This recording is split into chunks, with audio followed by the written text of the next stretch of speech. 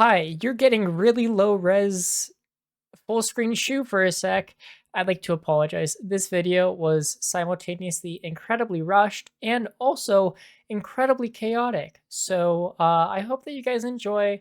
Make sure to go like and subscribe and enjoy the video. Hello everybody and welcome back to another week of CRL action where this week we have a lot that has happened and even more that's going on. We have tons of upsets happening. We have multiple roster changes happening mid-semester. So make sure to stay all the way through the video to hear about all of it. And then, of course, we are also going to be going over some predictions of where we think teams are going to end up in league play and how we think they're going to specifically do in our streamed matches this week. So let's go ahead and get right into it. We're starting off with the recap of all the matches that have happened in the last week, east on the top, west on the bottom. We're going to start our way just top left, work our way across, then move down to the west, do the same thing, starting off with Ball State beating Kennesaw State 3-1. Ball State had been on a bit of a decline, at least in week one, where they were not performing nearly as expected on paper. Things just weren't working out their way. And then Ga got an injury while Oath went on vacation for week 2. So week 3, they came back absolutely swinging, as you can see, beating Fisher Black, beating St. Clair, and beating Kennesaw State University while losing to Illinois State in a close game 5. So Ball State at least seemed to be a little bit back. Hopefully we can see some more stuff from them. Then right next to them, Brewton-Parker beating Illinois State 3-2. A little surprising after Ball State losing to Illinois State. So it was like Illinois State beats Ball State. Oh, cool. Yeah, that makes sense. Brewton-Parker beat Illinois State. Wait, what? It was a little weird.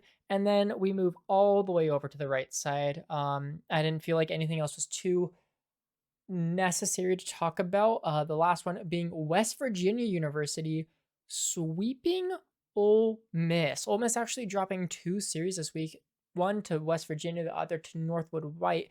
2 teams that were very recently ranked right below them. So not looking great for Ole Miss there. WVU, similar to Ball State. They had high expectations coming out as the first seed from the summer and then not performing nearly as well. They got perfect swept, in fact, by Northwood Blue on stream last week. That's where that 0-3 to Northwood Blue comes from.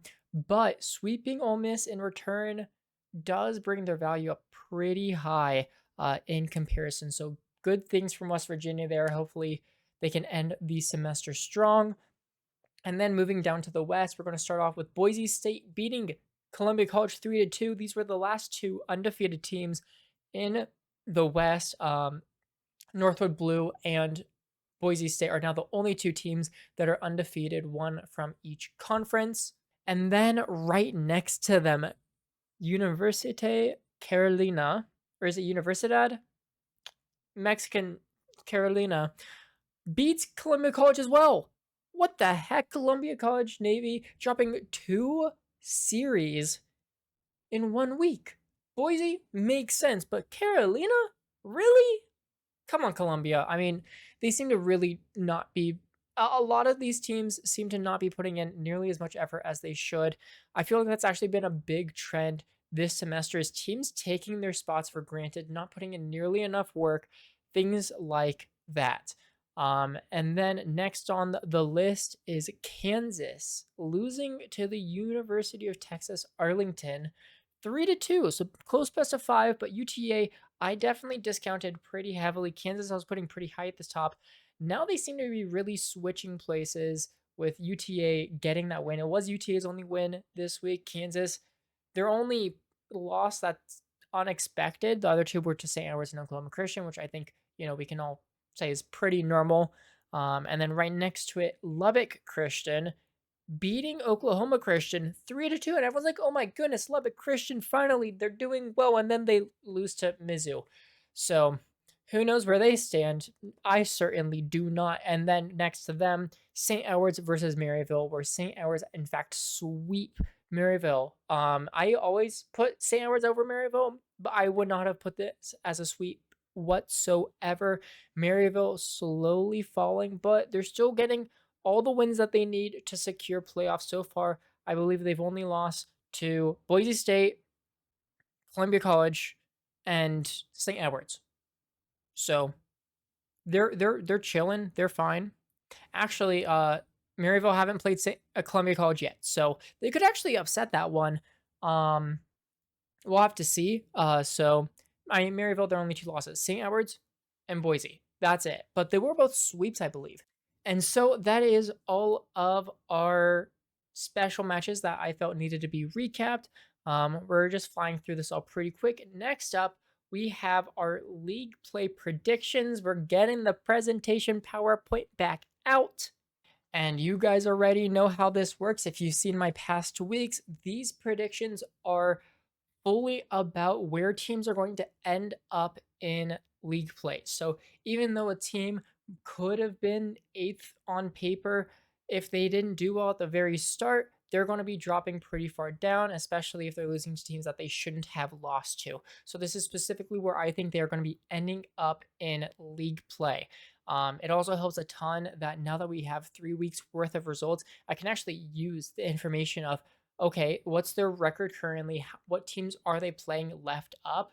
And able to actually formulate something a bit better than in previous weeks. So getting into, of course, first the East, starting off at 16th, we have Oakland, who are not moving at all.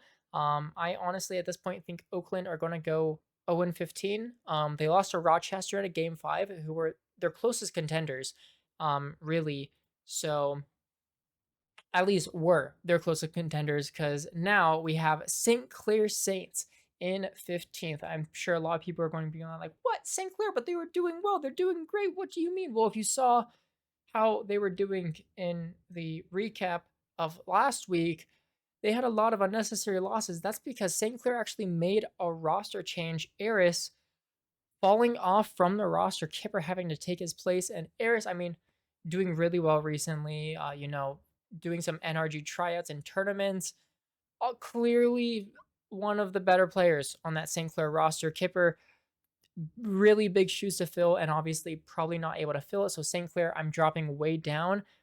Just they have a lot of matches that they probably can't win without Eris remaining, and so that will drop them pretty far, meaning that Rochester get to move up a little bit further. So good for Rochester. I believe Rochester and St. Clair actually still have to play each other. Yeah, Rochester and St. Clair still have to play each other. So that's a really big one that I think is going to basically determine 14 to 15. Of course, that doesn't make any actual difference in prize pool or anything. But, if you want to be 14th instead of 15th, that's those between those two, that's the matchup to win.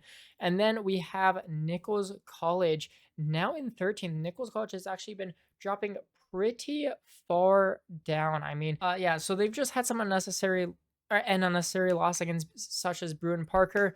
But they've had, even though they've held pretty high teams close, it just hasn't felt like Nichols College have been playing up to their own standard. I would love to see them turn things around in this second half.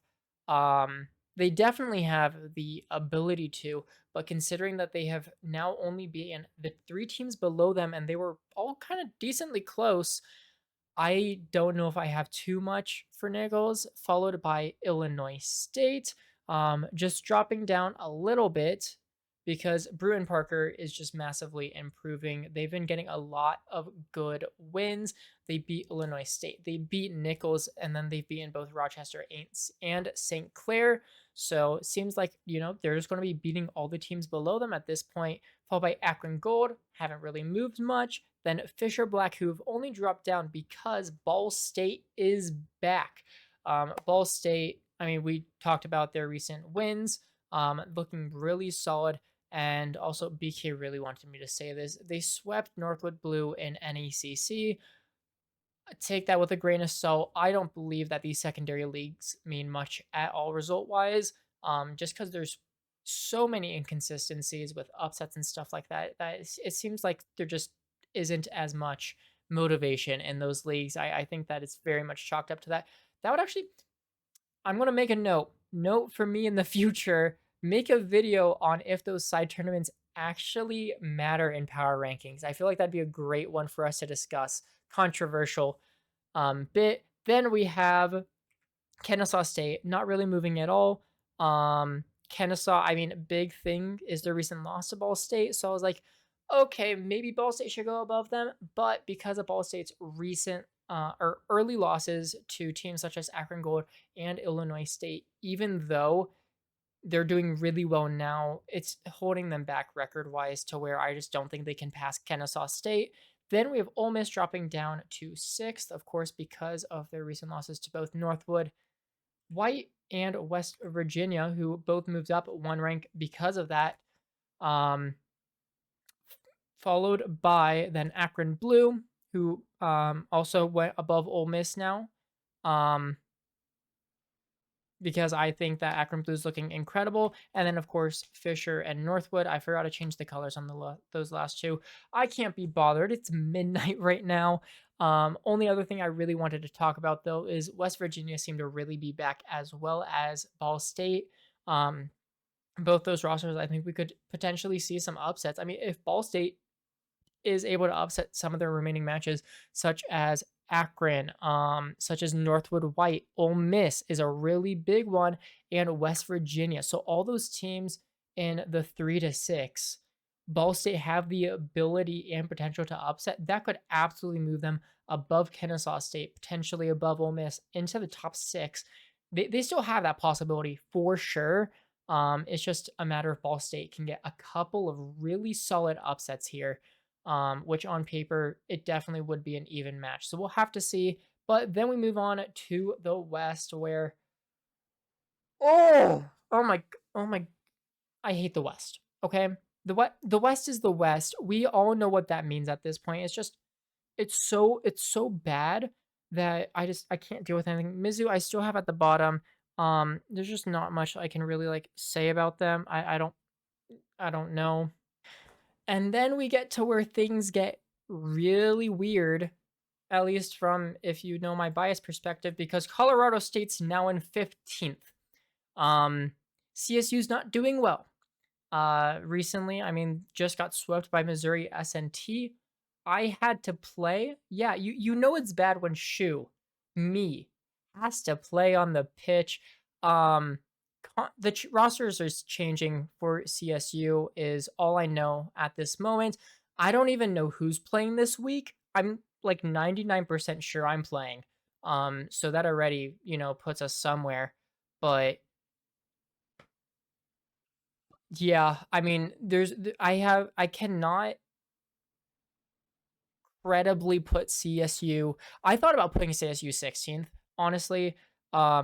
I just think that we might get one or two more wins against, because we have a lot of pretty low teams that we still have to play against. Just looking through Kansas, Lubbock Christian, Mizzou, Oklahoma Christian, which we're obviously going to lose, San Diego State, UTA, and UNLV. So it's like we could get a couple upsets in that, which would put us above Mizzou.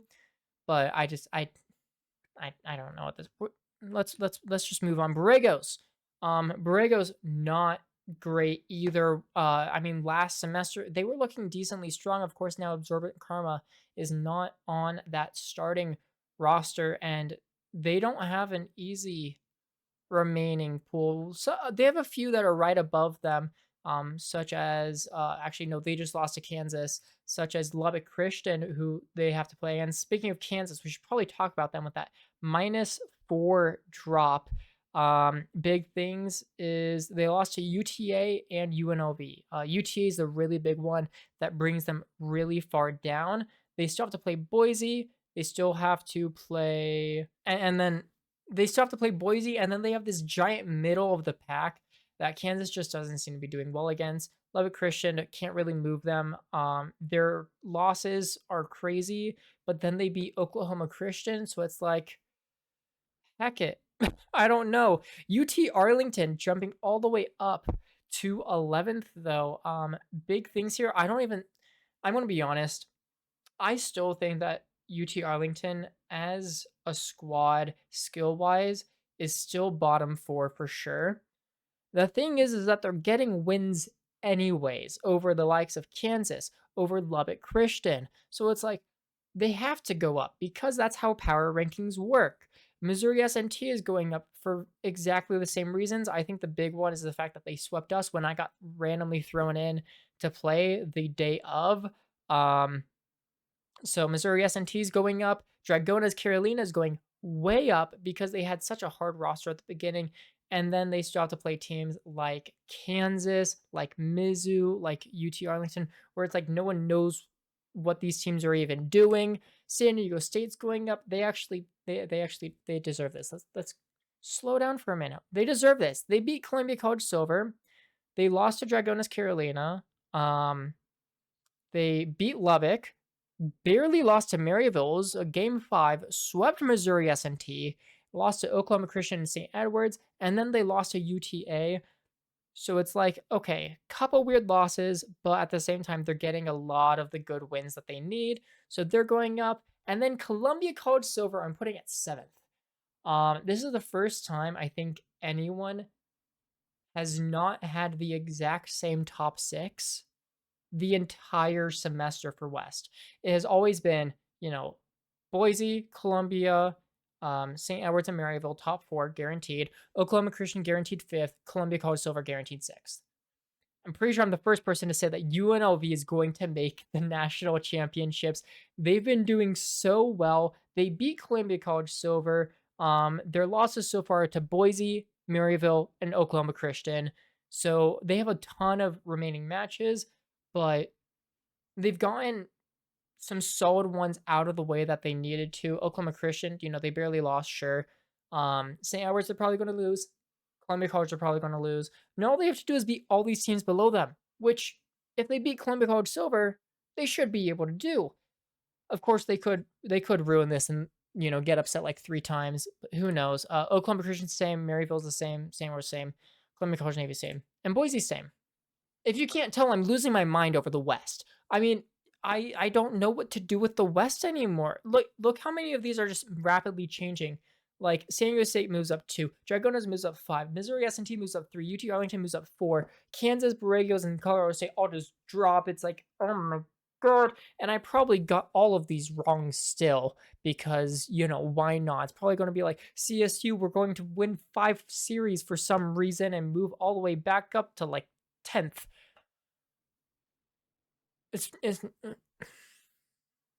We're moving on.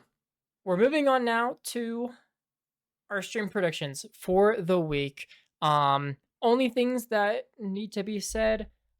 Fisher Black versus Rochester. Fisher Black haven't confirmed, but they're playing Brewton-Parker right after. So I feel like they're probably going to confirm. There's like a couple of these that one team hasn't yet confirmed, but I'm just going with it at this point. If you can't tell, I'm in just complete disarray for this week. It's and then of course we were supposed to play Lubbock Christian on Bass's stream 3rd, but Lubbock Christian can't do that anymore. And after our performances, I don't think we want to play on stream either. So yeah, let's just go ahead and start off with Seb Dots. St. Clair versus Rochester. I'm sure Seb would love St. Clair to get a win. I have to put Rochester over St. Clair just because that's, where I left it. Rochester finally getting wins. Yay. Before then losing to Fisher Black. And then Brewton-Parker will also lose to Fisher Black. I actually think that one will be really close because Brewton-Parker have been doing well lately. And Fisher Black have been doing like all right, but they keep getting overlooked because everyone else is actually playing their matches. And Fisher Black are barely playing their matches. It's crazy. Bass's streams. Rochester versus Akron Blue. No, that's a mistake. Switch it. Akron Blue 3-0. Oh my. Okay, and then Boise State is going to sweep Missouri S&T. Fun facts about this week: there are 3 teams that should get guaranteed spots into the national championships this week.